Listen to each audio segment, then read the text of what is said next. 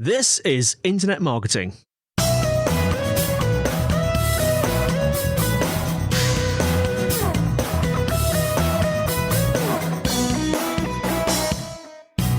Hello and welcome to the Internet Marketing Podcast brought to you by SiteVisibility.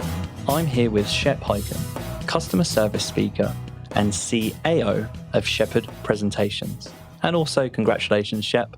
You're also the author of your most recently released book, I'll Be Back, How to Get Customers to Come Back Again and Again, which I love. I wanted to add a few more again and agains to that. I thought that would be quite funny for a subtitle for a book. It's just again and again and again repeated over the page.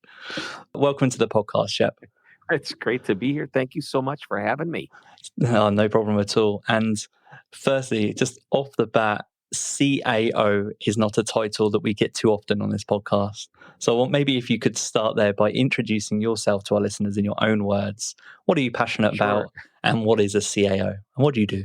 Yeah. And I wondered when you said that, I wonder if people go, did they make a mistake? But no, CAO is Chief Amazement Officer. And if there's something I'm passionate about is creating amazing experiences for customers and employees. And that's what my whole life mission is about. That's what my business is about. I've been doing this for almost 40 years now. I'm not that old, but I have been doing it for a long time.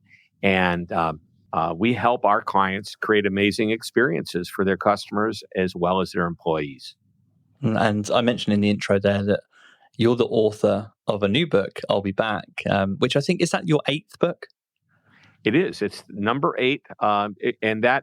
And 9, if you want to include the reboot, I guess, or revision of The Cult of the Customer, but officially 8 books. Yeah. So 8 books, 7 best-selling books that have made lists like the New York Times and Wall Street Journal, USA Today. And that was really one of the starting points that I wanted to learn more about. So you mentioned there that this has been your whole career to date. Your new book is more specifically, it's more in the area of retention and loyalty. And so I wanted to know why now? Is there anything that's triggered you to focus in on the area of loyalty and retention at this point in time? Sure. I mean, I think I've always focused in on retention and ideally creating customer loyalty. I've been writing about that for years and years. In this book, which is titled I'll Be Back, How to Get Your Customers to Come Back Again and Again. And if you want to add some extra agains and agains, I'm happy for you to do that because that's what we're focused on. But where it all started is there was this idea that was mulling around in my mind for the last several years. I had the opportunity to work with a great client. They're a franchisor of hair salons. And I did a series of meetings where it's over 1,000 franchisees as well as managers of these salons. And by the way, I always think it's funny that they hired a bald guy to come in and talk to the people about hair salons because it was like really hard to do my market research. It's like I couldn't go in and say, hey, can you give me a haircut? But anyway, I digress. So in talking to the CEO, and I wrote an article about this in my Forbes column, probably about 4 years ago, and it just never stopped. I don't know. I'm not going to say it was nagging at me, but there was something about it in a positive way that just kept making me think. And here's what he said. He goes, we love to know if we gave somebody a good haircut, if they loved our service, if they loved the process, et cetera, et cetera. And for that, they use the typical survey questions like, on a scale of 1 to 10, how'd you like your haircut? Or the net promoter score, scale of 0 to 10, what's the likelihood that you'd recommend? He says, but really more important is to monitor the behavior of the customer. I kept thinking about this. Now, the behavior is, do they come back? And how often do they come back? That's a little bit different. So now I framed this up that whenever we are looking at survey information, we're looking in the rearview mirror. It's a history lesson and very important to learn that history. We must understand what we did well, what we didn't do well, what we can improve on, et cetera, et cetera. But getting somebody to say, I'll be back, and then when they actually do it, well, that's even more important. So we're measuring now behavior, not just data or surveys. And that's the big difference. So I started thinking about this, and I said, I'm going to write a book. And, I actually started it before COVID, but thanks to COVID, I had lots of time to spend really getting into this content and concept of the idea that behavior is probably the most important measurement you need to remember and work on. Now, I'll add to that one other thing, and then we can get into some other ideas, is that when you are looking at behavior, you should look at what your typical customer's behavior is. In other words, what's your best customer look like on average? I mean, do your top 20% of the customers, do they come back once a week, once a month, once a year? It doesn't matter what your business is. In the haircutting business or the salon business, somebody might come back once a month, and that's typical repeat customer behavior. So our goal is to get this current customer to mold into that repeat customer's cadence. And, there's going to be, in the salon business, you've got people that get different treatments. So it might be once a quarter, once every 6 weeks, once a month. But you get the idea. And when you understand what the different personalities and personas of your customers are, you can start to push new customers into that existing cadence of the repeat customer. That's really interesting for me to think about, because I look at what you're saying through a marketing lens. And I've probably spoken about this quite a lot on the podcast before, but I think just from my experience in general in marketing, I meet a lot of acquisition hungry marketers and businesses. So businesses and marketers that are very much focused on acquisition, so acquiring new customers, and then not thinking too much about the retention strategies and what goes into all of the effort and all of the strategies and all of the frameworks that you need in place to get the customer to come back. And so it's definitely top of mind for me, because we're so, I think I used the phrase there, we're so acquisition hungry that it's very easy to forget what you were just talking about there, the analysis of user behavior. Because if you're going to commit to customer retention and getting customers to come back and customer satisfaction, you have to commit to that in more than just words. I think you have to actually commit to that by allocating budget to it and allocating resource to it and making it a part of your team. And I'm really interested, you mentioned COVID as you were talking there. And so I just want to know, from your perspective, out of all of the companies that you work with and people that you speak about this topic, have you seen the topic of customer retention and customer loyalty take a higher priority in people's minds because of the pandemic? Is it something that's been brought to the surface even more clearly for business owners? Well, I think it should be if it's not. But I will tell you that many businesses were focused mostly on survival and not much more of anything other than what are we going to do to just keep our doors open, to keep our people employed, to ideally get our customers to buy whatever it is. And in some businesses, it flourished, but other businesses truly struggled. Some, and I hate using that word pivot, but that's what a lot of people said. We pivoted. Well, I have a friend of mine, he's in the restaurant business, and restaurants were shut down at the beginning of COVID. And he said, but I don't understand. You can go to a grocery store and they've got all these prepared foods. And granted, they took them off a buffet and they put them behind a counter and somebody was serving them. And he started thinking about it, and he reopened his restaurant as a store that sold the ingredients to his sandwiches and the other dishes. And so it was perfect because he was able then to stay open. Now, people didn't eat in his little restaurant, but they were able to come in and purchase everything they needed to take home. And of course, he set up for delivery and for curbside pickup. But that's the flexibility you need to focus on. But you just said something that's really important to me, and that is that you said marketers work so hard to get those customers in the door. Well, if customer service and experience isn't marketing, I don't know what is, because you can't just get them in the door and then say, okay, that's it. We got to give them a reason to come back. We've got to give them a reason to talk about us. And that's what service and experience will do. It'll give that customer the motivation to want to come back. But more importantly, if we can get them to say things about us, to leave reviews, to talk to their friends and family about what we do, depending upon the kind of business we're in. And if it's B2B, then we're asking and hoping that our customers will talk to their colleagues or go to an industry meeting or get on a forum and mention something about us. There's an old Bonnie Raitt song that says, let's give them something to talk about. Now, her song was to talk about love, but how about customer love? If we give enough love to those customers and clients and guests, whatever we want to call them, they're going to reciprocate with repeat business and ideally word of mouth from them to the rest of the world. One other thought about this idea that we want our clients to come back again and again. There's an idea that I have called the loyalty question, which really is to, number one, say that loyalty is not about a lifetime, it's about the next time. And number two, here's the actual question that drives that. What am I doing right now to make sure that customer comes back the next time they need what I do or what I sell? And you can be in a customer support situation where somebody is calling for help. You can be managing a complaint, or you can just be dealing with them throughout the interaction that you have with them in order to get them to buy whatever it is that you sell. And you should be focused on not just this sale today, but what am I doing? And am I handling this situation the right way? Am I giving the customer what they need so they know we're the place to come back to?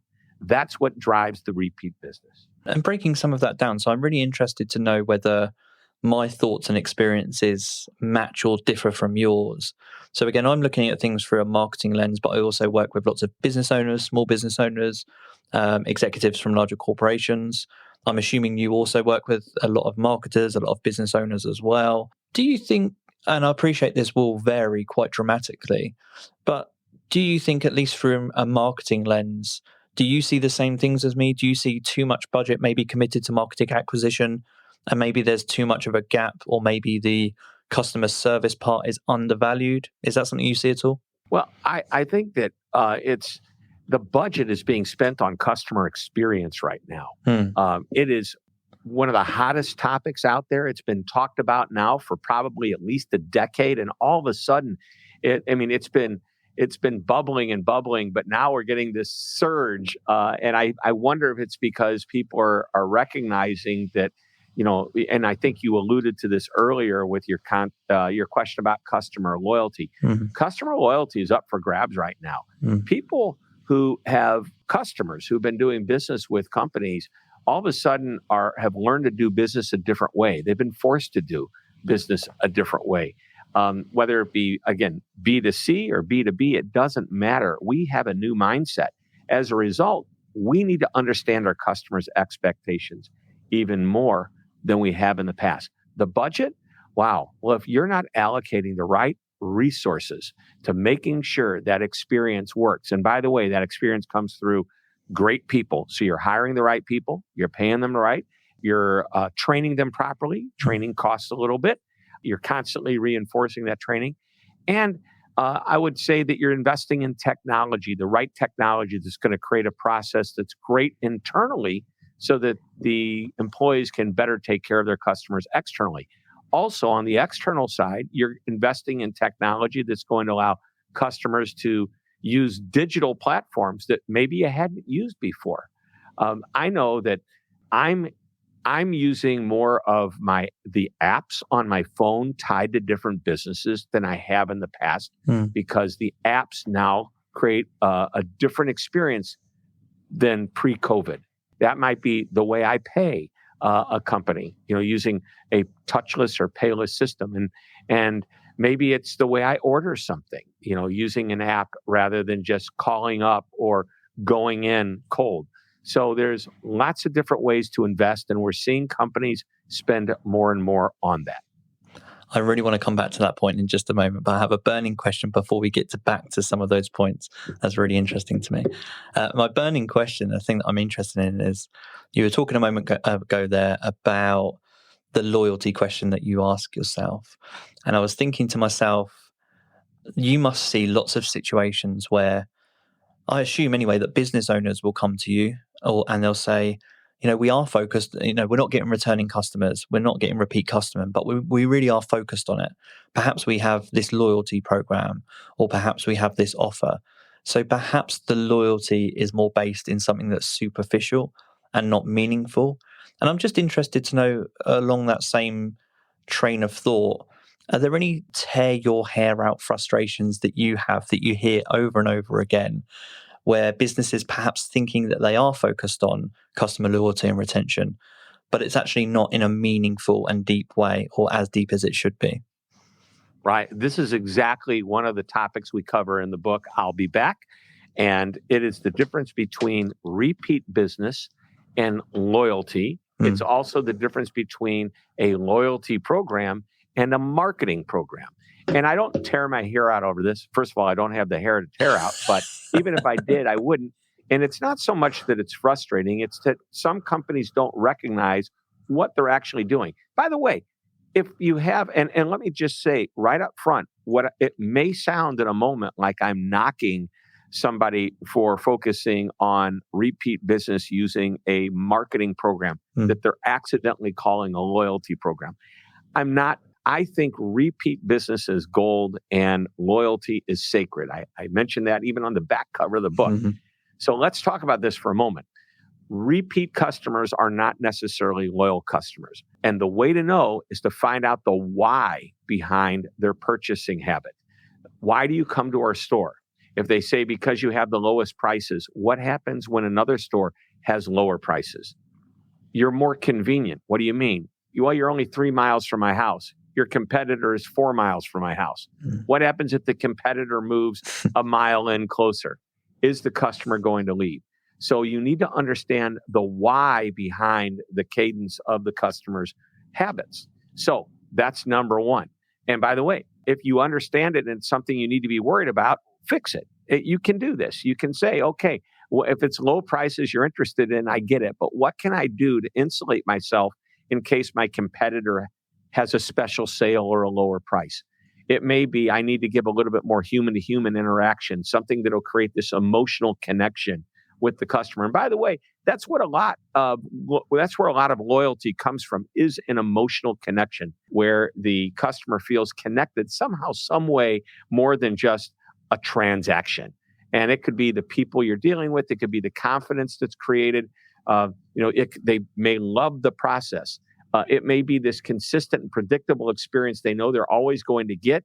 And not that it's so much better than the other place, but it's so predictable that they don't want to mess with success. All right. So let's now talk real quickly about loyalty programs versus marketing programs, because this is important. If I am a restaurant and I give you a card and I say, every time you come in here, I'm going to punch your card, and the sixth time you come in, you get a free sandwich or whatever it is. So basically what you're doing is you're giving me 20% off the first 5 purchases. We're just ganging it all up into the 6th purchase, if that makes sense. That's not a loyalty program. That may get a customer to come back, but it's not going to create loyalty. And I'll ask you, I don't know if you've been flying around much lately, and I don't know if you've ever done much with frequent flyer miles, but I ask a lot of people, what airline do you fly? And they tell me, and then I go, why do you fly them? And I go, and eventually many people will say, well, I have all my frequent flyer miles there and I'm trying to accumulate as many as possible. And I'll ask then, if miles were taken out of the equation, in other words, no plane or no airline would give you any more miles, would you still fly on that airline? And I am amazed at how many people say, no, I would switch. In other words, they're loyal to the program and not the airline. And this is a really important concept. Make sure that if you're going to create a loyalty program, you understand what it really is. Amazon, for example, has Prime membership. Some people mistakenly call it their loyalty program. Amazon calls it their membership program. And when you have a member and you treat them right and you give them value for that membership, they wouldn't want to go anywhere else. That's really getting closer to loyalty by creating this membership program. Furthermore, when somebody pays, I believe it's $129 a year now, they want to get their money's worth. That's brilliant. But what Amazon has figured out a way to do is to give people not only their money's worth, but more than their money's worth. It's not just free delivery. It's free movies. It's TV shows. It's music. It's a number of other benefits that you get by being a member of the Prime program. So there's many different ways to move a customer from repeat business to loyalty, but don't confuse a marketing program with a loyalty program or a repeat customer with a loyal customer. They're different. They're all good, but you just need to understand what you're doing. And that leads me nicely, because I'm really curious, from someone that's in this space, You distinguish between those two things very clearly. And also, I assume you must be passionate about the examples of actual loyalty and businesses that are focused on loyalty as opposed to marketing strategies. So do you have any favorite examples that come to mind for you about, you just talked about the why, the businesses that really are able to focus on the, why did you come back?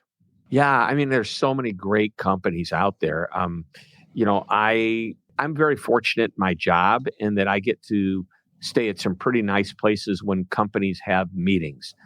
They'll sometimes, by the way, I'll end up going to some small town and stay in a Holiday Inn, and that's great. But many times, if I'm in a larger city, I'm put in some pretty nice places, and I watch how hotels justify the high prices compared to another hotel that's a medium-priced hotel. For example, a Ritz-Carlton is far different than a typical Holiday Inn. It's also far different in price. And somehow or another, customers are willing to spend more money to get the Ritz-Carlton experience. What do they like? They like the type of room they have. They like the size of the room. They like the people. They like the cleanliness. They like the hospitality and the service.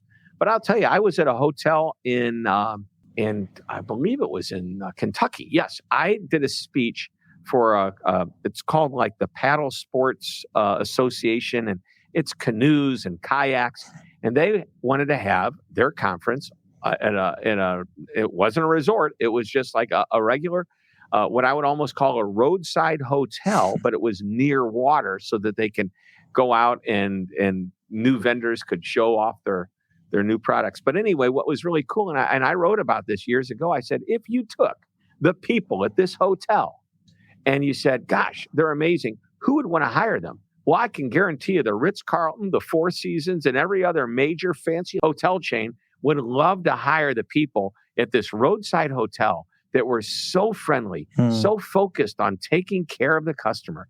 It is amazing at the wonderful, genuine hospitality mentality that these folks have. And just a moment ago, as you were talking, you were explaining that for businesses to focus on customer loyalty and for it to be meaningful, they have to have a few things in place. So you were saying they have to commit budget and resource to it. I think you mentioned about hiring and making sure that you hire people with the characteristics that have customer loyalty at heart. Are there any other characteristics of loyalty-orientated companies that you see that come up quite frequently? I'm looking for maybe skills or characteristics, the other things that should be in place in a company where you can kind of sit back and be rest assured, hey, this company is truly customer focused. Wow, there's a lot there. First, I don't know if you need to allocate more money to customer experience than you do to marketing. I really think it's the type of business you're in. But boy, there's a lot of questions in that statement. So let's go back. I want to root this answer into the culture of a company and to create the customer focused culture. And I talk about I have a 6-step process, and I've elaborated on this and actually added several steps to this book that I just wrote. And let's see, I call it the culture challenge. So there is a big part of it is, do you have the right people on board to deliver what your focus is? So your customer's perception is reality. So everybody who you have on board has to be in alignment. They have to be in it to win it, as I say. When it's everybody on the same page. And the way we get there is by creating, and we put this down in writing, what I call the mantra, a one-sentence statement that defines what our customer service is, what the experience should be. And when everybody can understand it, well, these people who work for you will go, okay, I understand it. I've memorized it because it's one sentence or less. And then we give them the tools. We train them to do it. Another idea is leadership has to be willing to be the role models and not just showcase what it's like to deal with a customer, but treat the employees the way you want your customers treated. You need to train them properly, and I mentioned training earlier, to give them the tools that would empower them to do a great job. And, I can go on, but essentially, these are the basics on making sure that you deliver the culture. And my process is simple. You define it, you communicate it all the time, you train everybody to it. Your leadership is the role model. you keep it in alignment, and you celebrate it when it works. And that's a very important part, that celebration, because you don't just want to tell people, do it, and just they assume, gosh, I guess I'm doing a good job, but I don't know for sure. And as you're talking that through, something that comes to my mind, which is something I came in as a question for you, and I was really interested to know your experience in this area, is loyalty, but in context of small and medium businesses versus larger corporations. Because my assumption is, based on all of those things that you just said, in theory, as I think it through, it should be easier to establish true loyalty with customers or from customers in small and medium businesses because you have that closer connection. How true would you say that statement is? Does loyalty become more difficult as companies scale?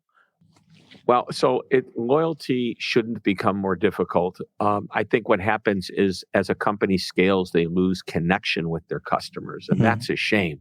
So a small business, you've got a big company like Amazon. There's a huge brand. This is the largest B2C retailer online, and they've created this incredible amount of loyalty. And you know how they do it? With the predictable and consistent experience. The moment you place the order, you get acknowledgement via email. Then you are told when it's shipped, and you get the shipping information. And then you even get a picture when it shows up at your doorstep saying, hey, it's here. So they've done an amazing job of creating really an amazing number of loyal customers, and it's digital. People say to me, Shep, how does a small company compete with that? Well, the way they compete is to be more personalized. Now, by the way, large companies can be personalized and really deliver a more connected experience. If there's a company that's in the B2B world that I work with, they're a large manufacturer of automation equipment, basically robotics, huge machines that companies spend millions of dollars with. Now, here's what's interesting. They are so focused on making sure that their customer is happy for two reasons. One, they want a happy customer, and they would love that customer to give them repeat business. But two, they recognize that when you buy a piece of machinery that's millions and millions of dollars, you're not going to be buying it every 3 weeks to replace it every 3 months, probably more like every 10 years. And if they make a mistake and they lose that customer, it could be another 10 years before they get that customer back. So they focus a tremendous amount of effort on that relationship. Granted, it is a B2B experience, so it's not going to be maybe as warm and I'm going to use the word as warm and fuzzy as you might have with a more personalized retailer that you go in and you buy your clothes from, or go to the restaurant, or the shoe repair the manager recognizes you every time you walk in the door. But larger companies need to be thinking in terms of relationship, not just selling. And they do. Some do an excellent job of that. So I believe that each has opportunity. They're just different opportunities. You need to recognize what it is. Just to wrap this idea up, I was doing work with the retailer, and everybody in the audience was a franchise of this retailer, and essentially small businesses. And at the end of my speech, the CEO came up and asked me a couple of questions. And one of them was, how do we compete against the big box stores and the online retailers? They cut their prices. They advertise more than us. What can we do? And I said, you're small, you're agile, and you're local. You can do local better than anybody else. One of these people, one of these franchisees, if you will, they were up against a large big box store that was outspending them by more than 30 times in advertising dollars. So they pulled all their advertising dollars and they started going to schools, and they started sponsoring the school dance, the church dance, the kids' baseball teams, and they made themselves a fabric of the community, or wove themselves within the fabric of the community. That's really hard to do for a major company whose headquarters might be thousands of miles away. So they have that opportunity. Of course, the big company has different opportunities too. So everybody has their chance. I've always liked the motto, don't worry what's in someone else's pocket when it comes to kind of financial advice. And it's kind of very applicable to what you're saying there, is that small and medium businesses needn't worry about the technical proficiency of larger corporations, your goal necessarily shouldn't be to replicate that. It should be to focus on the advantages that you have in, as you just said, two examples, localization and personalization. Those are two big advantages that small and medium businesses can take from that part of the conversation, I think. Yeah, and those larger companies, by the way, they may have more money, and you don't need to replicate them. You need to understand how to work alongside them. I wrote a book years ago called Amaze Every Customer Every Time, and I used Ace Hardware as the role model throughout, because nobody had ever written about Ace Hardware before, but everybody knows who they are, and they win all kinds of awards. And one of the things that one of the owners of the Ace Hardware stores did is, when Home Depot and Lowe's moved in right next door to them, like within a block or so, he called up the managers of these stores and said, "I'd love to buy you breakfast or lunch one day, and let's talk about how we can work together side by side. I'm sure I can send a lot of people your way, and you could probably send a lot of people my way as well." Yeah, that's really interesting. It leads me nicely actually onto something that I wanted to ask next, but for you more personally, is that I'm interested to know how you keep your customers and users and visitors and readers coming back to your content, because Shep, we haven't spoken about it at this point, and I'm smiling as I talk this through, but you produce so much content, we've talked at the beginning, there's 8 books, countless speaking gigs, keynote talks, and then a YouTube channel full of videos as well. And you've done some releases for this book, and they really made me laugh. And I found a lot of the humor in them, which I really liked. And I'm just interested to know, just breaking it down for me. So you spoke earlier about the differences between marketing retention strategies and then customer loyalty. Could you just talk to me about how you approach both for yourself? Sure. Well, obviously, when I do about 50 engagements a year in a normal year, 50 speaking engagements. They're keynote speeches, they're industry updates, whatever. And I'm fortunate to be able to go around the world. You are getting into the content side of what I do. One of the ways I think that it's not just in my business, it's not just about creating loyalty, because there's clients that I've been going to their meetings, maybe not every year, but I've been going to them for years and years. I mean, I started almost 40 years ago. And last year, actually not last year, just before COVID, I was still working for that client, and I will be working for them again rather soon. But it's just that, that's loyalty. I do a good job. They keep coming back. But here's the important part for me. I have to stay relevant. Every company, no matter what they do, if they sell a widget or they sell a service or they sell groceries or they sell machinery, doesn't matter. You have to stay relevant to your customers. So what I've done, and you mentioned the YouTube channel, I've got over 600 videos. Almost everything that I think about related to customer service, it's like, okay, here's another lesson. Here's another lesson. I write it up in a blog. I send it out as a newsletter, and I create a video about it, and I share it. And eventually, when I have enough ideas, it might be time for another book. So that's what I try to focus on, and is being relevant for my audience. And relevance means doing research, staying up with the times, staying in touch, and delivering as promised. And 600 videos, books, all the articles that you've produced, that doesn't come without good discipline and habit as well. And I'm just interested to know, do you make it a habit? Have you made it a habit? I assume that over a lengthy career, you've found a way to make content production a habit to support your relevancy. But is there any kind of key advice for any listeners out there might be in a similar position? Maybe they're struggling with content production that has really helped you in your journey for creating all of this content that you produce? Right. Great question. So my mind has now been trained to spot something and say, I could write an article about that. The other day somebody said, so what you're advocating is that you should be not just best in class, best in your industry, but be best in class. And I thought, well, that was a great way of putting it. I wrote that down. Guess what?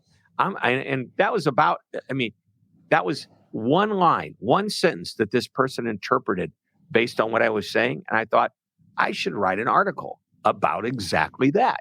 So I'm always looking, but there is a discipline. So I have a very specific schedule of content. And I learned for myself, I'm really good at working on deadline. I love to work on deadline. If you tell me something has to be done by Wednesday, I will make sure it's done. And so I know what has to be done every single day of the week. And my goal is to always work 2 to 3 weeks out. For example, I've got a podcast and we are set with our shows already, many of them already in the can. We're set 2+ months out. I write for Forbes every single week. I'm set at least 3 weeks out. My newsletter that I do is I'm probably 5 weeks out on that. And my goal is, in case I, for whatever reason, come into a lull, I'm not going to panic. Or let's say I'm going to be traveling. I'm going to be doing a lot of speaking engagements. By the way, my favorite time to write is on airplanes. And I love this time to do it. But if I'm really busy going airport to airport, city to city, my mind might not be in the mindset to do that kind of writing.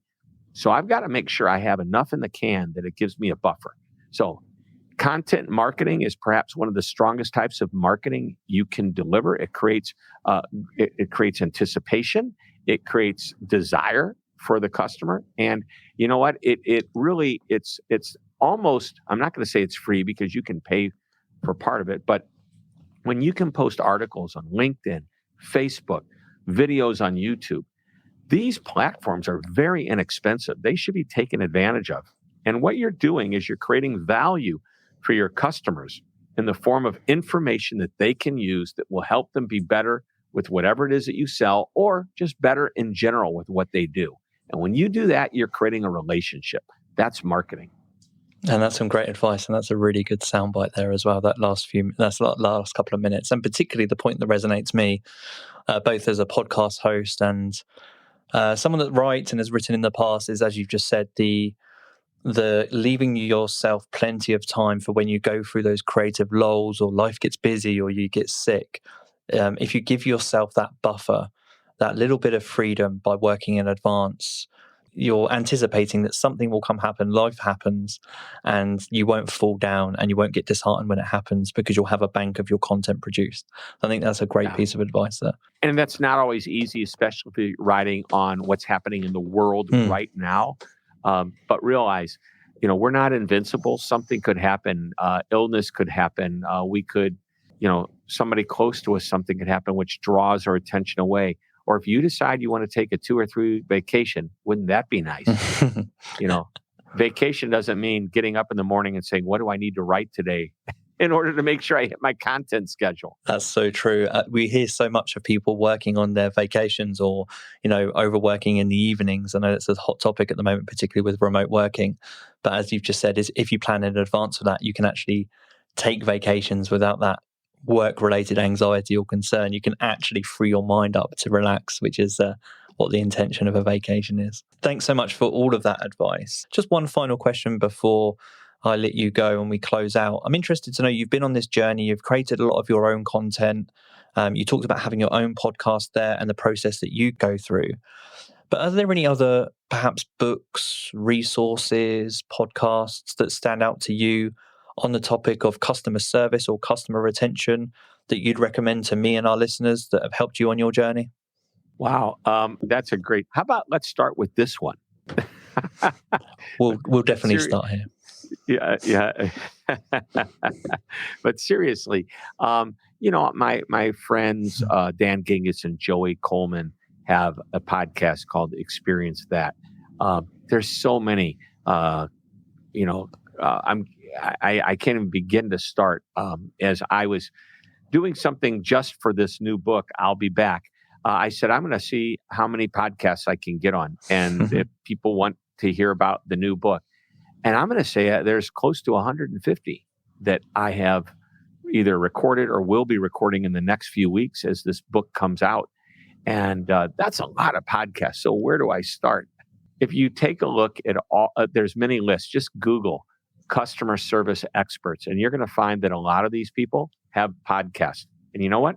They're all probably pretty good. You popped a podcast recommendation in as you were talking there. You've obviously got your own podcast as well. And yeah, a reminder that Shep's book is I'll Be Back, How to Get Customers to Come Back Again and Again. Shep, before we close out the podcast, do you want to let our listeners know where they can find out more about you, your podcast, your book, and all of your other activities? Sure. The book, obviously, you can buy it on Amazon. If you're listening to this, it may not be out yet. So you can go to I'llBeBackBook.com. And you can also always go to Hyken.com, HYKEN.com. And there you'll find everything you want to know about me. And finally, you mentioned the YouTube channel, Scott. And what I'd share there, it's the easiest way to get there is ShepTV.com. ShepTV.com. And there, like I said, 600 plus videos, all kinds of tips and ideas, interviews. So I hope everybody takes advantage of it. It is free content. And by the way, years ago, somebody wrote about the more you give, the more you get. And I believe in that, the law of reciprocity. So I keep putting it out there and the phone rings, and I'm a very lucky dude to be able to figure that out. And listeners, I challenge you. I talked about YouTube earlier and the humor in it. I challenge you to go and watch Shep's videos and not laugh at one or two of them. There's a lot of really good humor in that, and about the sales and customer retention. It's delivered with good humor, which I think makes it even more engaging. So congratulations on a good YouTube channel. Congratulations on the most recent book. And thank you so much again for spending this time with me. Well, thank you so much for having me. Look forward to coming back. So why don't I just say it? I'll be back. Perfect. This has been the Internet Marketing Podcast. Take care, Shep.